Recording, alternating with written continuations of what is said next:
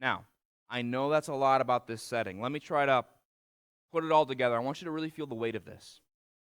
This is a very unique time period in history.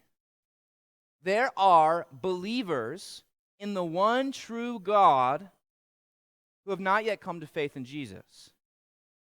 That's not possible today. But back then it was. These are old covenant believers who are following the law, they're following the Torah, they're doing the sacrifices, and they are truly following Yahweh, but they don't believe in Jesus yet. Why? Because they haven't heard about Jesus yet. They keep the law, they celebrate the Sabbath, they memorize Scripture, they go to the synagogue, they celebrate holidays. They go to the temple at Passover. They're looking forward to the Messiah coming someday.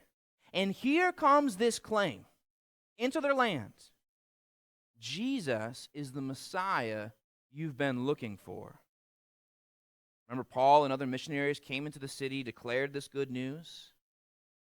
But the thing about Jesus is he's not a Messiah like they expected him to be. See, he didn't bring a physical kingdom. Instead of triumphing over the Romans, he died on a cross. I mean, these men claim he rose again. They claim he's God's son. They claim he's not even just God's son like a king, but he is truly divine. How can this be? I mean, put yourself in their shoes. Year after year, they pray the Shema, right? That God is one. Shema Yisrael, Adonai Eloheinu, Adonai Echad. God is one. And now it's three persons in one? How can this be? And furthermore, all of your religious leaders, not maybe all of them, but most of them, have denied that Jesus is God. In fact, they come up with this rule for the synagogue. If you believe Jesus is the Messiah, I'm not going to say it, you're accursed. You're accursed. They're getting put out of their families for trusting in Jesus. Mothers and fathers are warning their kids, don't believe in this Messiah. If you do, I'll disgrace you, I'll disown you. It's a heavy price to pay. And so there's a lot of questions you would have as a first century Jew. You might be asking this: how do I really know Jesus is the Messiah? And if he was the Messiah, why did he have to die? It seems like he's supposed to have an eternal kingdom, crushing all the Gentile leaders. What's Jesus' relationship to the Father? Will God really forgive my sin if I stop sacrificing at the temple? Think about how hard that would be. You are banking on these sacrifices and bringing them to the temple. And now that you claim to follow Jesus, you're not going to do that anymore? What if it doesn't work? Why didn't Jesus bring the political kingdom? Can't I just, okay, great, maybe he is the Messiah, but can't I just keep following the law? Can't I just keep doing what Moses said?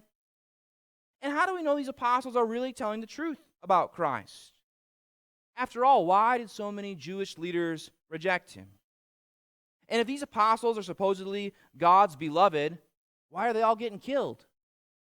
Doesn't God care about Peter and Paul and Matthew and everybody else that's been killed? Those are the questions that are on the mind of these Jewish believers. Now, I believe this gospel was also written to those who probably had faith in the Messiah, but they still have questions, right? Did I make the right choice? Was I deceived? Am I really following God the Father when I place my allegiance to Jesus Christ? Now, admittedly, none of you this morning are first century Jews hearing about Jesus for the first time. You're like, oh, I don't know if this gospel applies to me. Can we just kind of put John on a shelf somewhere?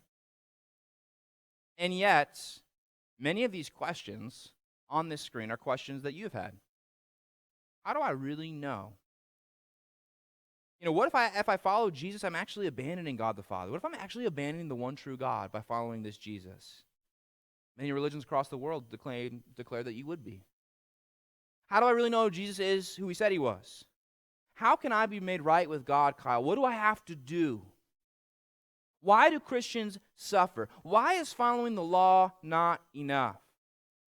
See, although we're very different than they are, our questions are very much the same.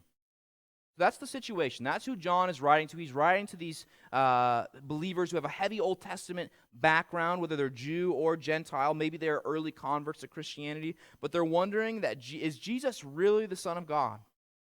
Now, My conviction is the Gospel of John has answers to all of these questions.